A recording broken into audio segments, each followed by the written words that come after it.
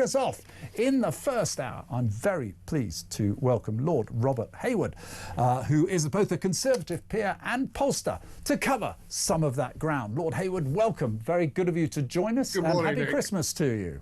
And to you too. Please call me Robert. I will indeed, Robert. Thank you very much indeed. So let's talk about this remarkable interview that Wes Streeting has given, wandering through a park, from what I could tell, judging by the pictures. He's got a job on his hands. He's meant to be sorting out the striking doctors, which he's abjectly failed to do.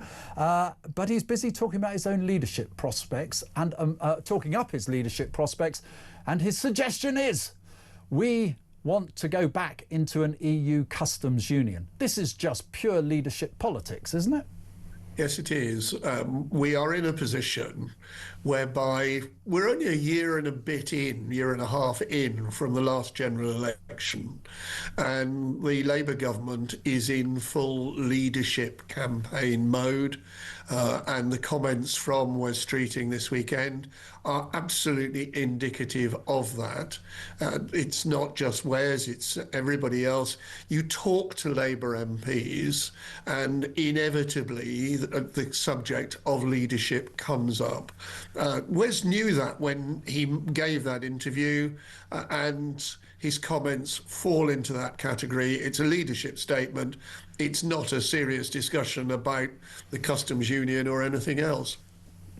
So tell me, who's his audience here? Because frankly, polling seems to suggest, and I'd love your view on this, that actually more and more people would welcome much closer union, have Brexit regrets. But is he really talking to the public here as a wannabe Prime Minister, or is he talking to a narrow group who might further his interests? I think there are two different questions there. The first one, the question of Brexit regret.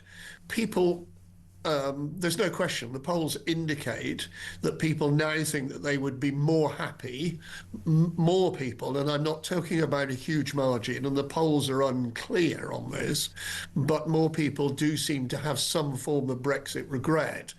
That doesn't mean to say that everybody who's got Brexit regret agrees on the solution to that problem.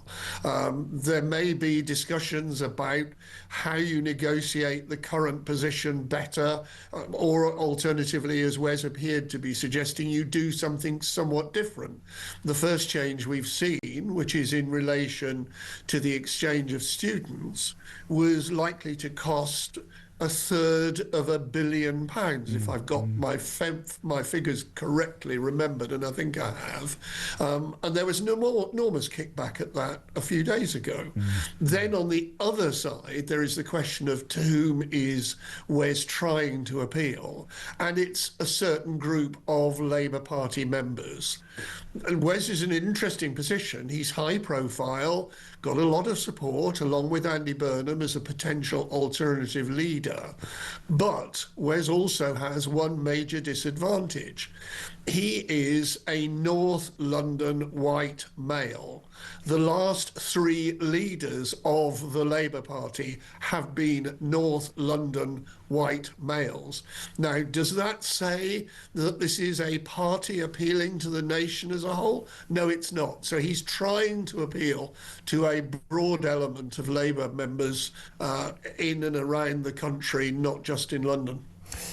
Listen, I can't let this morning go without talking to you also about these reports on Reform and Conservatives forming a coalition when it matters. So as I get the situation, you're going to have to help me out here, because the deputy chairman of the Conservative Party, Matt Vickers, has kind of said, well, come back and talk to me about a possible coalition with Reform closer to the polls if we, the Tories, don't recover more ground and more popular support as we approach the election.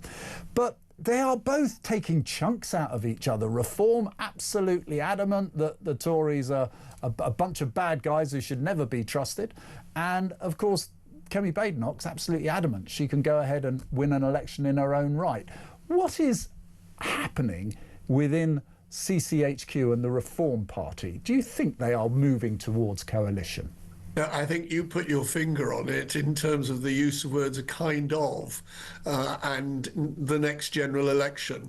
There isn't going to be that sort of consideration at this point. Matt was absolutely clear that if we're in a different position in 3 or so years, then let's discuss the politics of 3 or 4 years, 3 or so years' time. What's interesting is that there was an opinion poll yesterday which showed that the Tories had made a marked improvement against Reform, narrowest Reform lead, and Reform have had a lead for virtually the whole year in all opinion polls, but the 3% lead published yesterday in the Mail on Sunday was the narrowest of leads. And interestingly enough, last week in a YouGov poll on net favourability, Kemi Badenoch actually overtook Nigel Farage for the first time. So I think what we're seeing is, and we know this, we've just been discussing the Labour side, we're seeing fluid politics, and there's an awful lot of water to go under a bridge before we get to a general election. So we'll be judging what is current politics, which is the improvement in ratings of Kemi and the Tory party, ahead of anything else. But Robert, what is driving the decline, if you like, in Reform's support as reflected in the opinion polls, I hasten to add?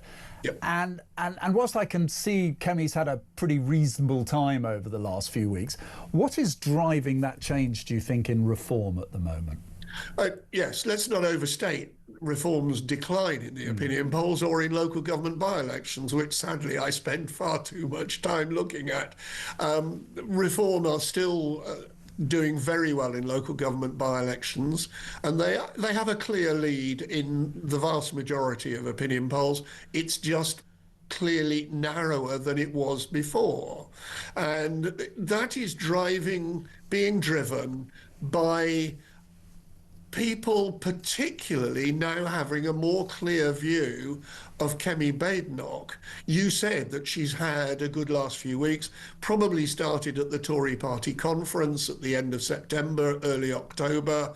The number of people who now have a clear and positive view about her, whereas and this is shown up in all the polls, whereas previously they didn't know her, they had no view about her, they considered her somewhat anemic. And by the way, being leader of the opposition is one of the most difficult jobs in politics. But she's come out fighting, she's come out clearly, not only at the Tory party conference, but on the budget and at Prime Minister's Question Time. So the slight narrowing, and as I say, I don't want to overstate it, but the narrowing is more driven by the perception in relation to Kemi than anything else. Well, that's interesting. But if you look at, let's say that there is at the moment a bit of a glass ceiling for Reform, that I think the best they polled is 30%, which is huge, by the way, and gives them a great confidence and platform to work with. And the Tories may be around 20, there or thereabouts. I've seen anywhere between 18 and 22, frankly, in recent polls. That is pointing to there's going to have to be a coalition of some sort, isn't it? I mean, isn't the reality, if they don't work together, Starmer and a coalition of the left, and those crazy Greens in particular, will be foisted on us? Just clarifying, in fact, Reform have clocked poll ratings of up to 35 in a series, some polls. But you're right, in more recent weeks, it's been down to the 30, 31 level, and the Conservatives might be creeping up to around the 20 level from a 17, 18, 19.